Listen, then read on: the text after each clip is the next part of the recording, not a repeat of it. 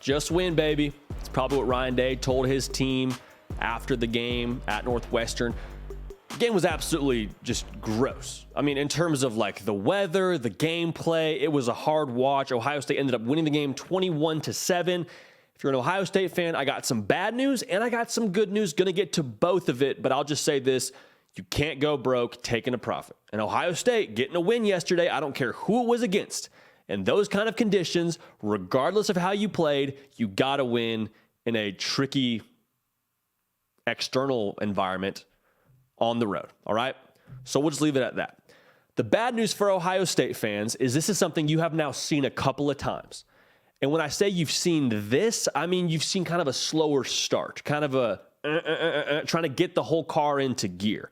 Not that there's anything wrong with Ohio State as a program. Not that there's anything wrong personnel-wise. It just, for whatever reason, took a little bit to get rolling. They were down 7-0 at one point to a Northwestern team that, to call a spade, Northwestern's not exactly going to be a team that challenges for the Big Ten title, to put it lightly, this year.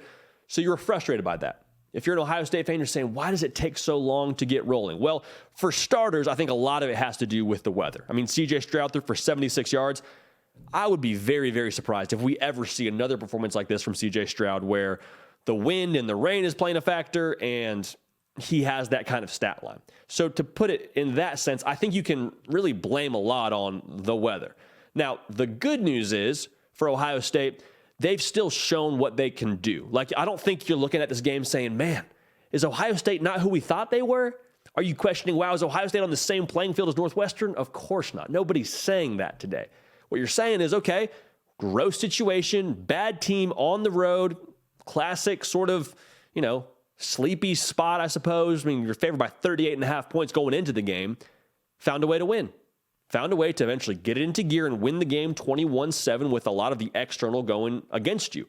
And Mayan Williams played tough yet again. 111 yards on the ground. He, to me, really defines what their edge is offensively. Not so much an edge from personnel or an advantage standpoint, because, he is that too. Don't get it twisted, but running physical. The run that he had to get in the end zone and run over a guy or two and find the corner, got a little block from CJ Stroud, and then he's doing grass angels on the hill. Like, that to me just embodied what Ohio State is this year. It looks different than it did in previous years, but the edge that they're playing with is the reason why they're dangerous for everybody else the rest of the way. So they still have it under the hood. At the end of the day, just win, baby. That's all you got to do if you're Ohio State. So the concern now going forward is, okay, you started slow a couple of times, and it hasn't hurt you, right? It hasn't ever been an issue of, wow, Ohio State's got to lick their wounds today, and they are taking an L again. Like, Ohio State has pretty decisively been the better team in every single game they've played, and they've eventually proven that on the field. When you look at the first half of the Iowa game and kind of how that took a second, settling for field goals, whether yesterday's game, whether the Penn State game, heck, Notre Dame game, week 1. But they've continued to prove that they are the superior program. Now, the rest of the way, they got Indiana.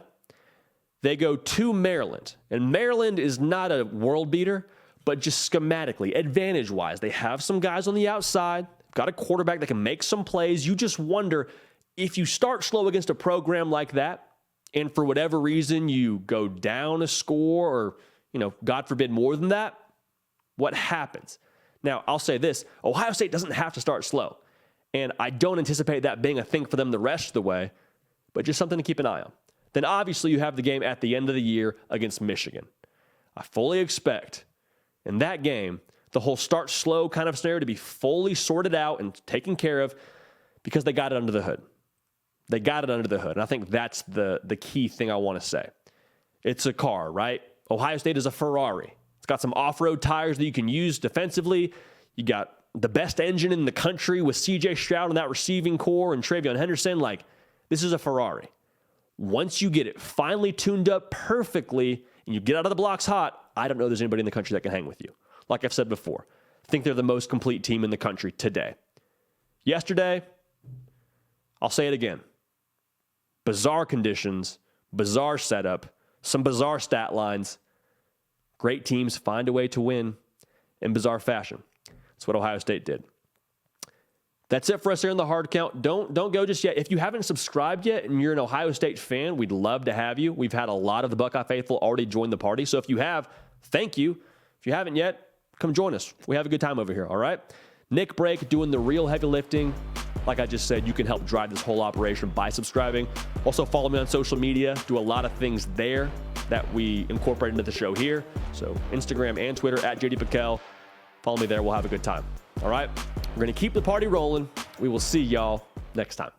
Hey, y'all. Thanks so much for watching. Subscribe to the channel here to make sure you don't miss an episode of The Hard Count. Also, be sure to check out other videos on the On3 YouTube channel.